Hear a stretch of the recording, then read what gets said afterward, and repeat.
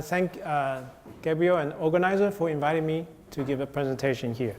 It's so wonderful to be here and attending all these excellent talks. I learned a lot.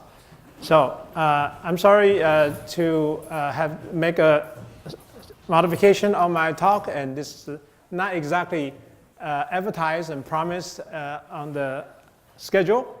And I adjust the talk so that it better fit the theme of the workshop. It's about variational method anyway. So I changed my emphasis on the algorithm, particularly non-convex algorithm for doing phase retrieval and ptychography. Maybe toward the end of the talk, I get to exactly what I planned to talk about initially.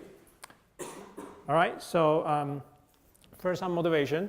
So suppose you have two-dimensional function given by these two images, and you take the Fourier transform of both of them, and now you exchange their magnitude. So the Lena's Fourier transform now carry the Barbara's Fourier magnitude, and vice versa. Okay, and now you do the inverse Fourier transform, you get something like that. Okay, so in other words, I have to get used to this. Okay, so this has a Barbara's Fourier magnitude. This has Lena's Fourier magnitude. However, this looks like Lena, this looks like Barbara. So phase retrieval, in a nutshell, is to recover Barbara from this picture and recover Lena from this picture.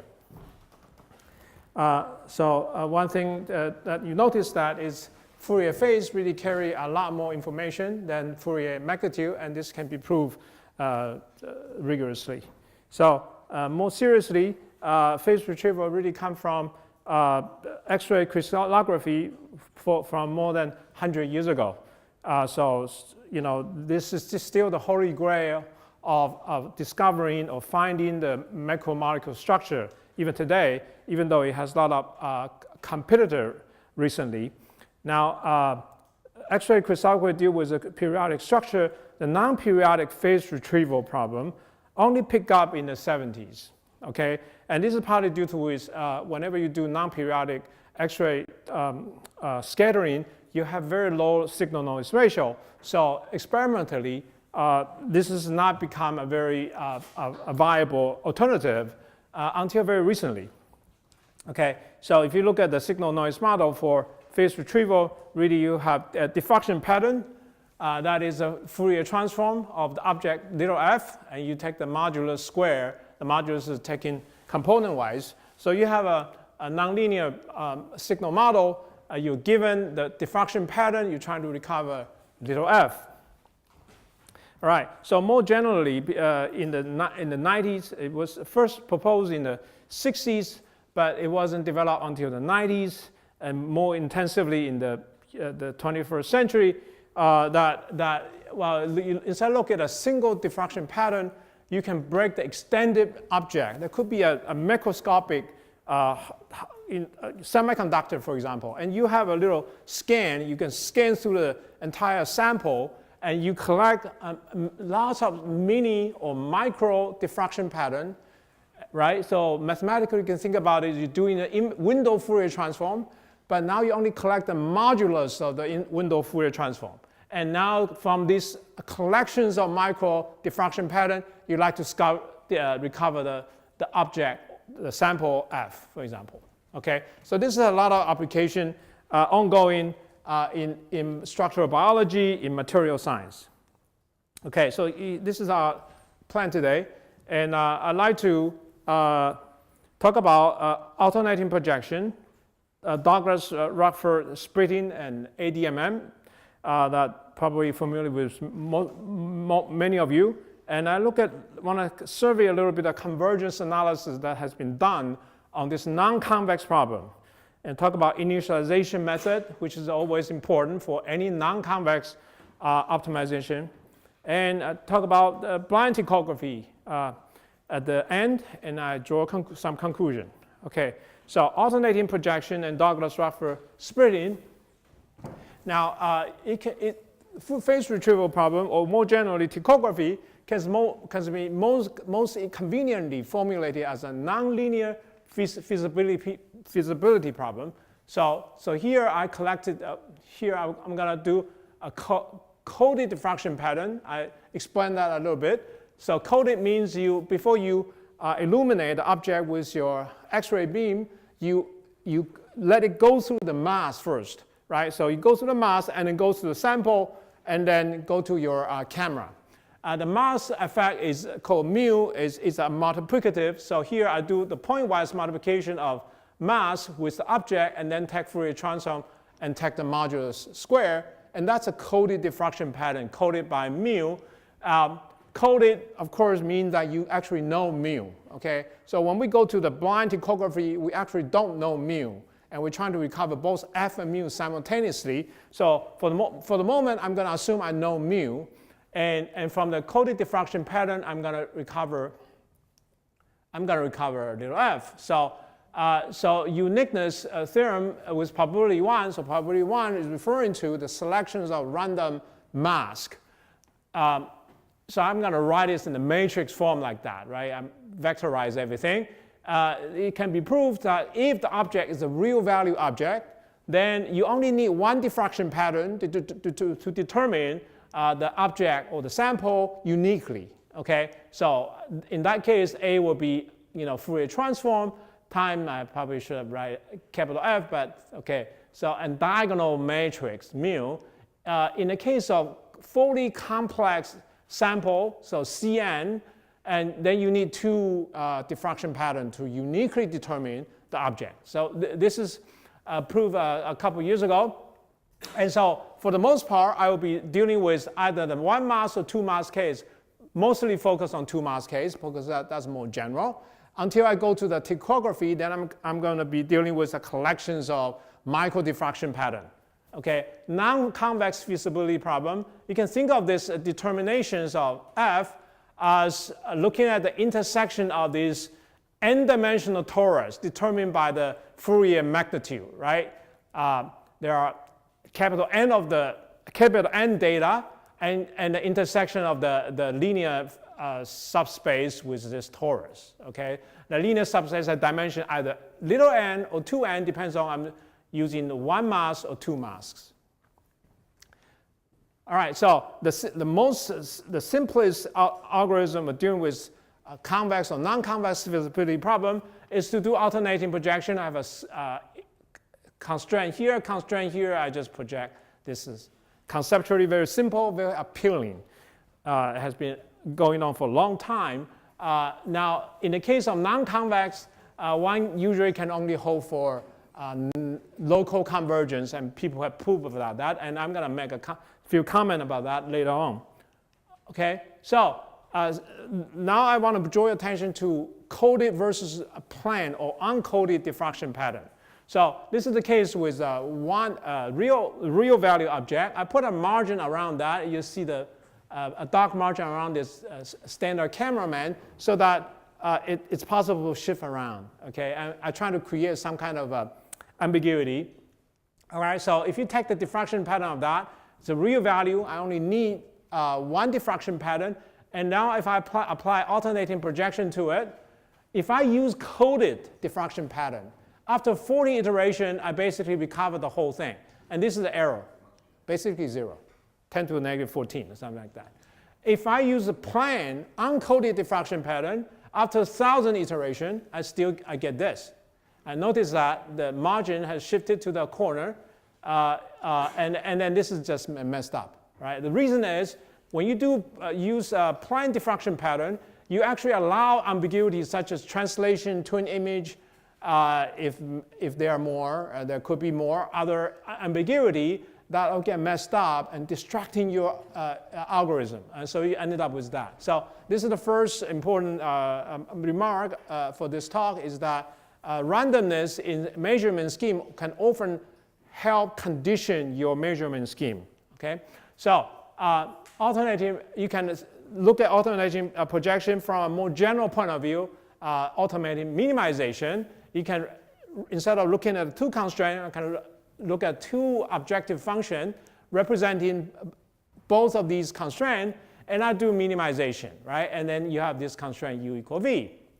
Okay, so for my purpose, I'm going to use the k, the indicator function of this, because this is really important for the physical purpose, because the object, your model really is that the signal coming from an object being diffracted, light being diffracted by the object, so, and propagation. So this has a very accurate physical modeling, so I'm going to stick with that modeling. So it's a linear, it's a vector space, so I'm going to use indicator function here. And for the loss function here, I'm going to assume there are Poisson noise, so I look at the Poisson log likelihood function, which is very standard. And this will be my starting point, so I'm just going to look at that. And then, of course, the projection over k is very simple. If A, like in the case of diffraction, A is actually could be make isometry, and so the pseudo inverse is just A transpose. So very easy to do to the projection over k, and you have linear constraint, and L has a relatively simple form, and so you can do a lot of analysis with it.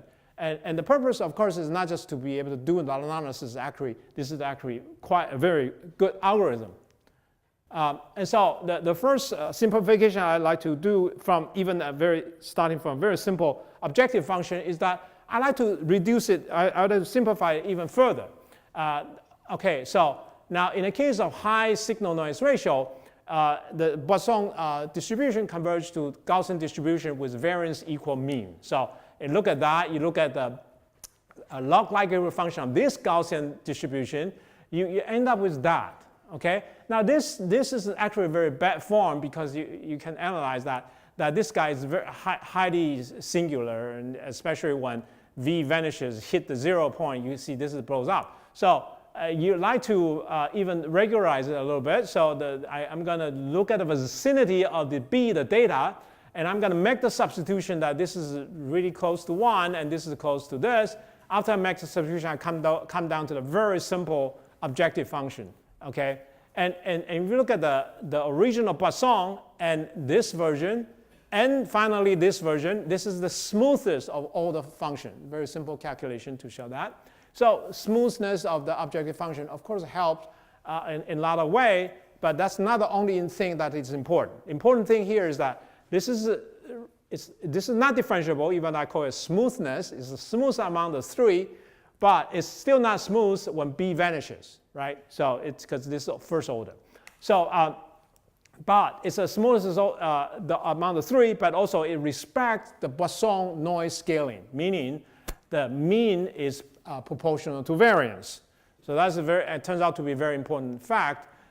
So in the case of AP, optimal projection, you really just looking at the very hard constraint, and you stick in there, you just basically minimize this function. Okay? It turns out if you do the gradient descent with unit step size, this gives you exactly the alternating projection. So alternating projection can be viewed this way. People noticed that back in the 70s. And then just as a comparison, Wirtinger flow work with a smoother version of that, meaning you take the square of the whole thing. So the square of this get you B, square of that give you AX squared. And this is the Wirtinger flow objective function.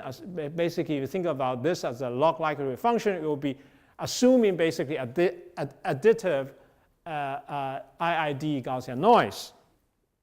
And why this one really assume the mean of the Gaussian noise is proportional to the variance. So it's not identically distributed.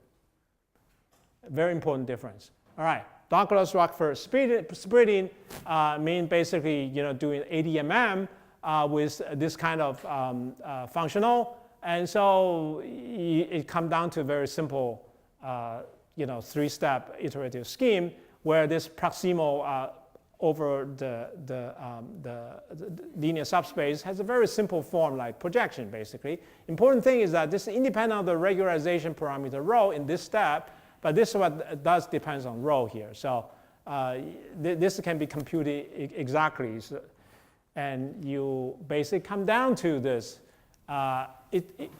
iterative map, very simple iterative map. Okay, so R is a refraction that that comes constructed out of this projection over the linear space, the 2p minus I.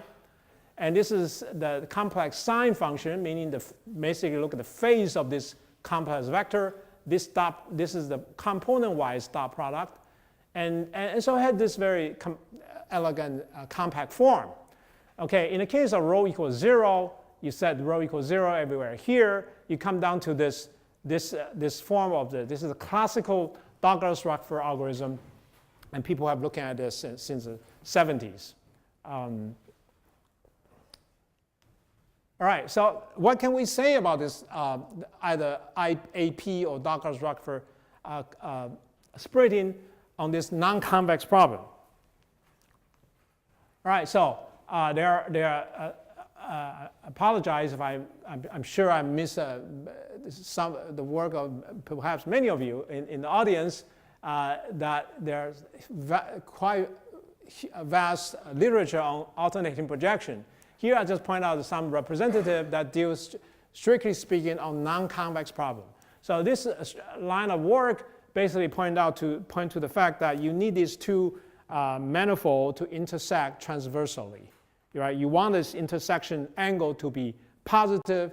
Once you have positive, you have a finite, you have positive convergence rate, you have linear convergence, right? And that's the best you can hope for. It could be given by either the cosine of the Fourier angle or cosine squared, depends on you work with Douglas-Rachford splitting or alternating projection. Okay, so important thing that you need a transverse intersection of these two domains to a manifold.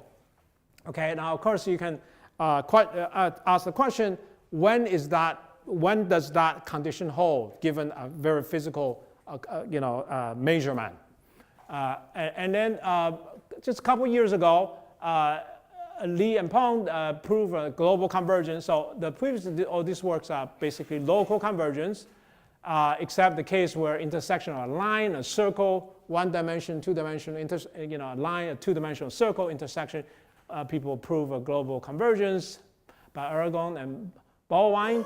But for a more general case where L is a uniformly Lipschitz gradient, and then the regularization parameter is sufficiently large, but they prove global convergence and show that cluster point really equal stationary points, and you even have local geometrical convergence when you have in the semi-algebraic case, in the case of the objective function of semi-algebraic, like in the case of phase retrieval, for example.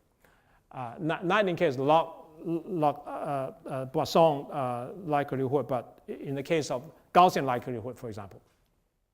Okay, now in the case of the way I formulated this alternating projection method, or DRS, K and L don't have this property of uniformly Lipschitz gradient because I'm dealing with integrated function.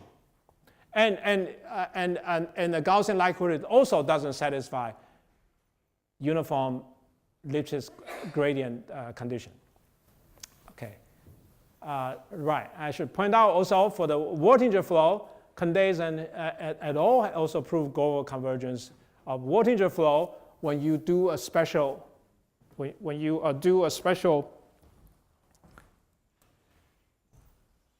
initialization. So, which is a very important point. I come back to that point later. All right. So, our approach has been less ambitious. Instead of proving global convergence, we focus on the fixed point equation and try to analyze and understand the fixed point property of this Douglas-Rachford map. Okay, so the differential map of this Douglas-Rachford iteration scheme can be written down explicitly, but even though this is not entirely easy to analyze, but it has explicit form, right? All right, so in the case of two randomly coded diffraction pattern, one can prove that the intersection of these high-dimensional torus and the vector space is actually a unit circle, a one-dimensional unit circle. And that one-dimensional unit circle represents ambiguity of global phase. So in phase retrieval, you can never get rid of this global phase ambiguity. So that get represented in this S1. Otherwise, you really do have a unique solution, unique intersection in the case of noiseless data. So in a couple of years ago, we managed to prove that in the case of Douglas-Rachford, classical Douglas-Rachford splitting, the rho equals 0. If you like, step size equal infinity. The fixed point take exactly this form. The important thing about this form is that all the fixed point of this Douglas-Rachford map, right, all have the correct Fourier phase. Okay? So Douglas-Rachford map does this. Theoretically speaking, there's only one solution, up to a global constant, right? But Douglas-Rachford map created a lot more fixed point. But all these fixed points are very benign because they all carry right Fourier phase, even though their Fourier magnitude may be different. Well, that's easy to fix because your data give you a Fourier magnitude, right? So you just extract the Fourier phase retrieval, and then correct your Fourier magnitude by the data, and you get the exact solution, right? So that basically give you local convergence because one also have to can establish the stability of the fixed point, right? So that's the next picture, right? So how do you establish the local convergence to a fixed point? Well, you need to understand that the behavior of this differential map, right, or subdifferential, subgradient map, and particularly you need to prove a spectral gap, right? So you know there's a direction that give you exactly the spectral radius equal 1 because you have the ambiguity of global phase. So that global phase give you a direction where it's isometric.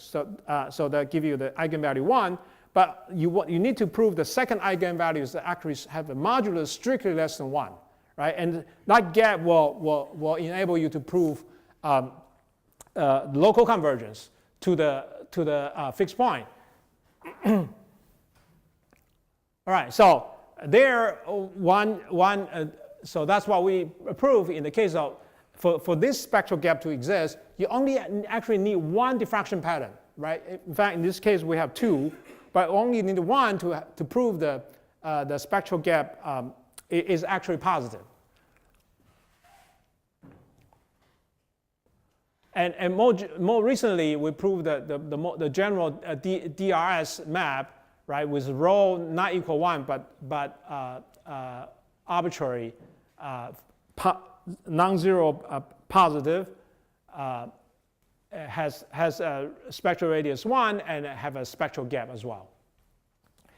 This holds for alternating projection as well. So alternating projection also can be analyzed by looking at the spectral gap of this matrix, which is taking the actual correct Fourier phase. You make a diagonal matrix out of it, and you look at the A transpose, a pseudo inverse X on this composed with this diagonal matrix. You split the real part, imaginary part. So this play a key role in all this spectral gap analysis. All these algorithms, they all boil down to the spectral gap of this same matrix because they have the same similar structure here. All right, so here's the statement of the DR's fixed point. So for rho greater than or equal to 1, you know that the only stable fixed point must be the true solution. The second statement is that if rho greater than or equal to 0, all the true solution will have stable fixed point and plus a positive spectral gap. On the other hand, so here's a little summary of what I just said. So DRS for rho greater than or equal to 1, fixed point is linearly stable if and only if it is a true solution. In the case of classical Douglas-Rachford algorithm, it introduces a harmless stable fixed point, and that can quickly be reduced to the true solution as well. However, AP introduced a lot of other fixed points that are spurious non-solution fixed points, and that show up in a numerical algorithm with the 2 diffraction pattern. Previously, I only showed you the diffraction pattern with 1 diffraction pattern with real value object. AP works totally fine. Once you deal with a complex object, 2 diffraction pattern, AP just go nowhere. It basically stagnate very quickly, very early on, and never converge to solution after 5,000, 6,000 iteration. Okay. So, however, if you look at a linear convergence rate, you have DRS rho equal 1, for example, is less than DR rho equal 0. This is consequence. So DRS, in the case of local convergence rate, it does behave better than the classical Douglas-Rachford algorithm, and it's similar to what's called parallel AP. It's when you deal with the 2 diffraction pattern in parallel simultaneously. And there's another version of an alternating projection which can be equally analyzed called serial alternating projection that deal with these 2 diffraction patterns cyclically. Okay, this turns out has the best linear convergence rate, and then DRS equal 1 has in the middle, and the DR with rho equal 0 has the slowest convergence rate, and then they all show up in numerical experiment. So any non-convex algorithm require a very good, most of the non-convex algorithms require good initialization. In the simulation I have done with DRS rho equal 1, you don't need any good initialization. You pick random initialization, you converge to true solution, even with 2 diffraction pattern. Okay. Now with alternating projection, you do need the initialization. So in this case, I'm going to show you how to do initialization. So idea of initialization is very simple. It's what we call the initialization by feature extraction. So what is a feature? I have a nonlinear signal model like that. I'm going to extract what is called the feature that correspond to weak signals. Okay, I'm going to set a threshold tau.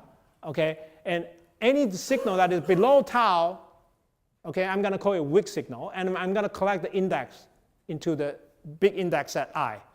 Okay, now presumably what I could do is I just set in the middle, right? So half of the signal will be called weak, the other half will be called strong, and that is very good. It turns out to be very good initialization already. And now I collect this index, and I'm going to select the sub-row matrix out of A. Okay. Once I select the sub-row matrix corresponding to the weak signal, I'm going to throw away all this signal altogether. I'm just going to look at this matrix, sub-row matrix. I'm going to look at the ground state of that. Okay, I kind of double down. So first I select the weak signal. Okay, and I look at the corresponding row of this matrix. And I'm going to double down and say, hey, I'm going to look at the ground state of that sub-row matrix. Okay, because that's going to give me some general feature of this weak signal.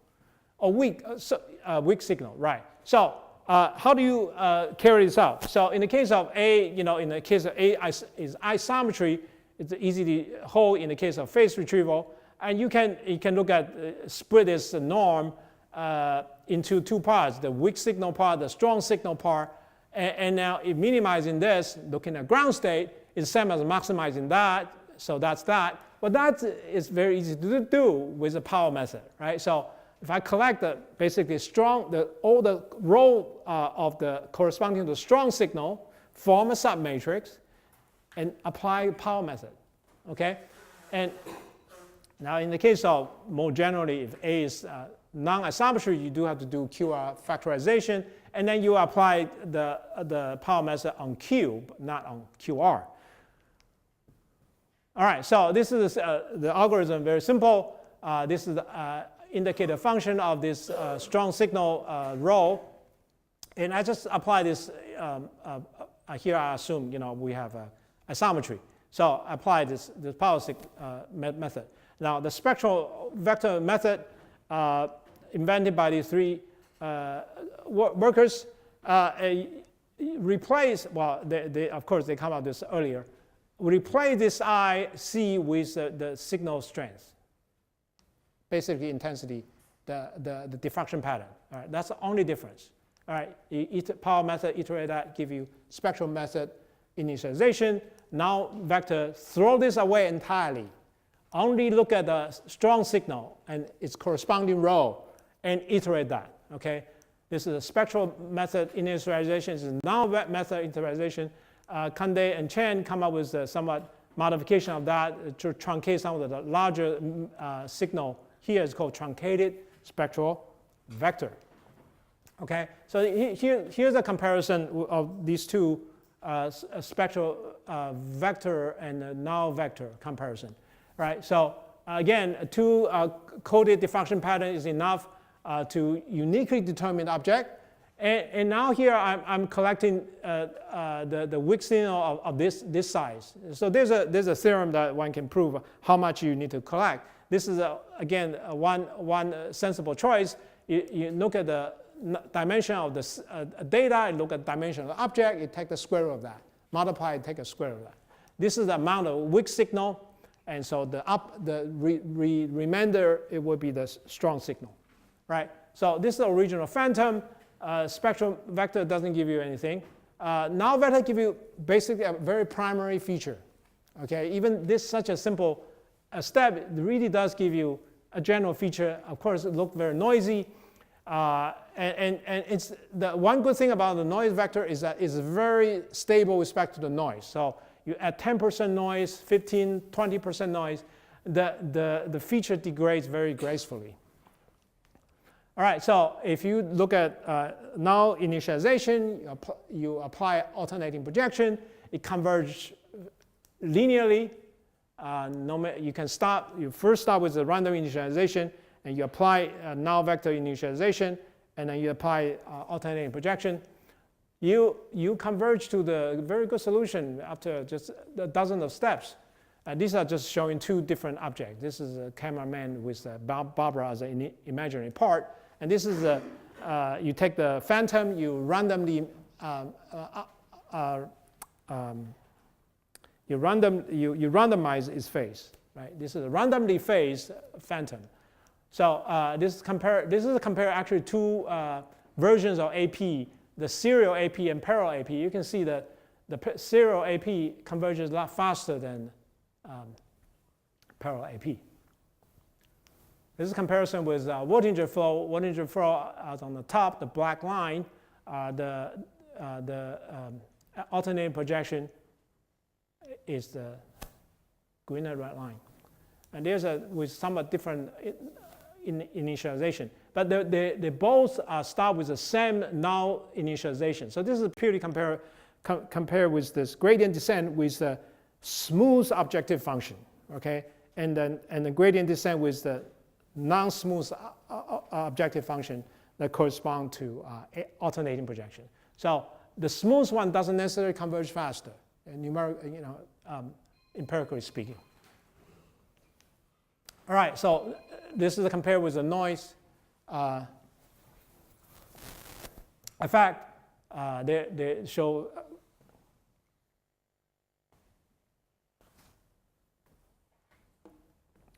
with a sufficient noise stability, and you can see that SAP, this is for this two different objects. So for this cameraman and Barbara, these three all behave relatively stable when you come to a randomly phased phantom.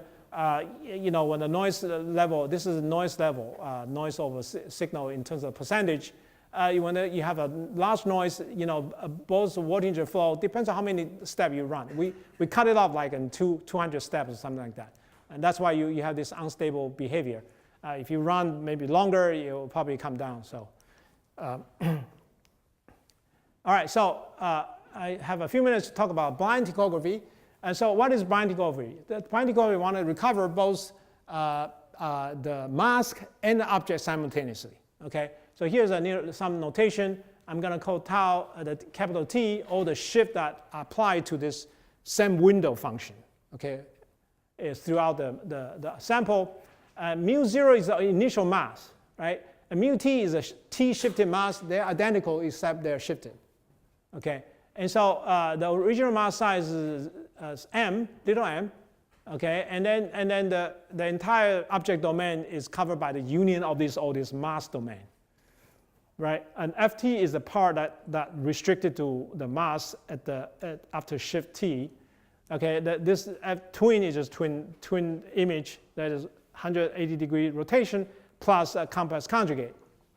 Okay, all right. So right from the beginning, one noticed that once you don't know exactly about the mask, you have actual ambiguity no matter what you do, right? For example, suppose mu0 is the original mask, f is the original object. If you look at mu0, right, that is the mu0 times a linear phase or affine phase. Okay, w is the arbitrary constant. Okay, n is the pixel. You look at the object, that is the original object times the opposite affine phase.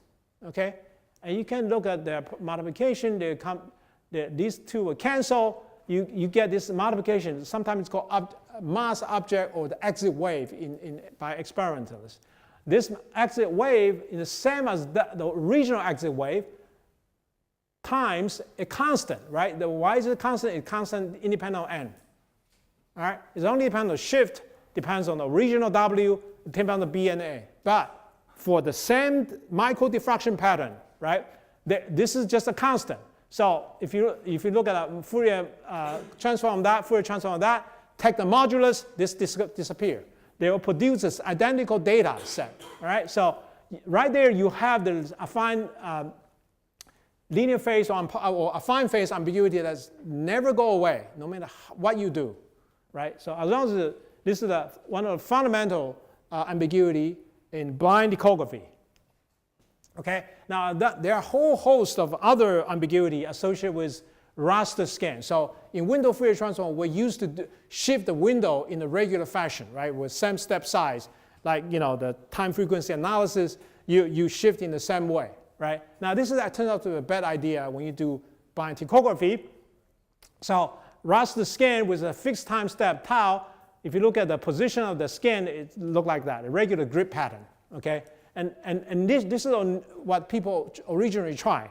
It doesn't work out, right? So people start looking at this about 10 years ago, and so try to understand what went wrong with this raster scan thing.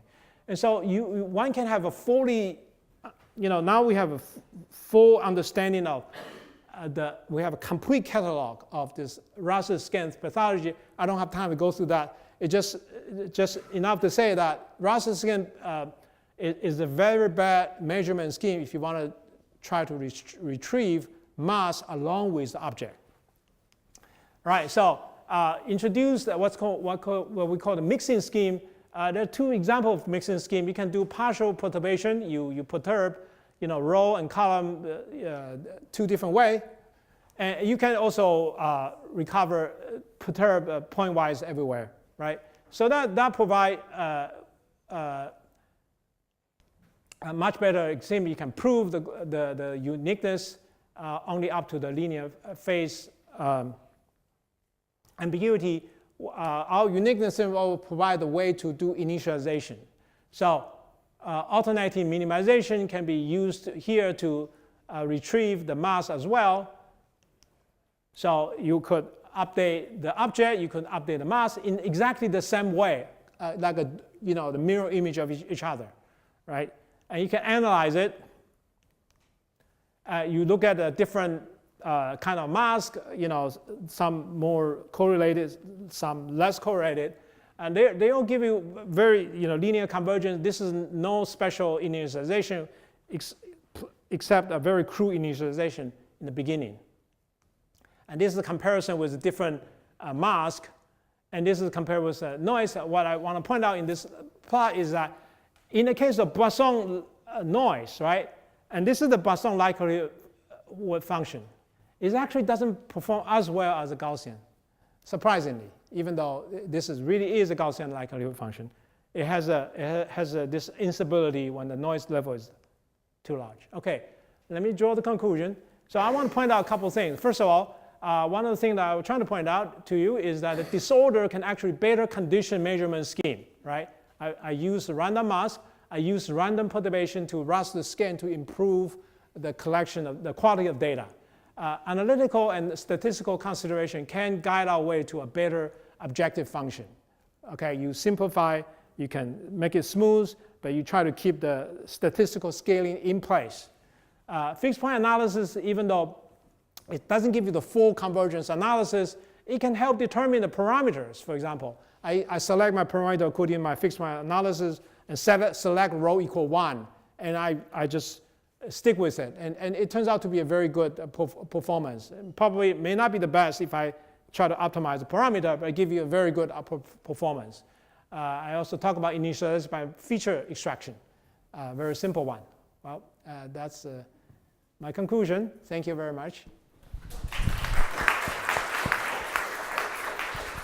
So we have time for a few questions to Albert. So maybe I can start. So there are other proximal algorithms, other optimization algorithms than Douglas-Rachford. Is it possible to analyze them? Would it work better in practice?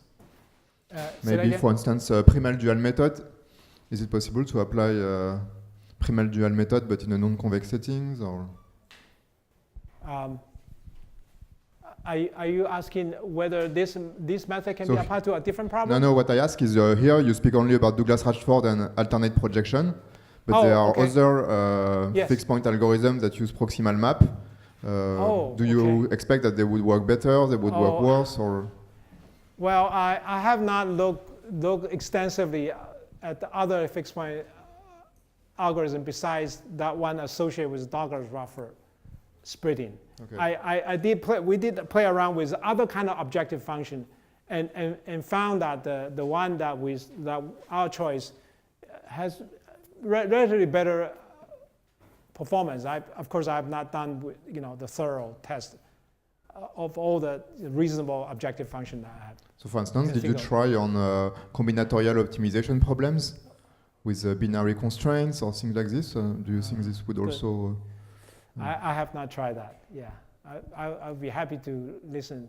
No, it looks that you could apply your method to other optimization problems. Okay, Jalal. So I want to have something that was not clear to me. Is the noise, for instance, for the Poisson noise, is the noise added to AX and then you take the modulus, or the noise is contaminates the modulus? From the physical point of view, it doesn't. Which one makes sense? Because I wrote in one of your slides. Oh yeah, that's right. That one is okay. That's right. Yeah, let's see. Sleeping.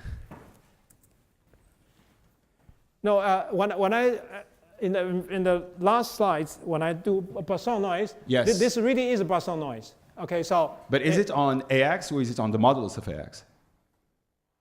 Say, is it inside the modulus or outside the modulus? What makes sense? Outside the modulus. Okay, outside. Because in one of your slides, that's right. Very good point. You really do have sharp eyes. I did put a line. I didn't go through it. Yeah, but that's right. Let me. I know what you're talking about. You're mentioning about this. Yes, absolutely. Right. Here, that's right. This is not Poisson noise. Okay. I should have pointed out that I wanted to test whether in the case of additive Gaussian noise, whether Wirtinger flow will perform better, because it's more geared toward that kind of noise. Okay. But it turns out it doesn't perform better. Okay. So again, we don't have full understanding of that. Why the particular Gaussian objective function that we choose to use actually perform in varieties of different kind of noise. Okay. So my other question is, from the physical point of view, which one makes sense? I would say the Poisson make more sense in the case of optical. The Poisson outside or inside? Outside. Yeah. Okay, so let's thank Albert for his talk.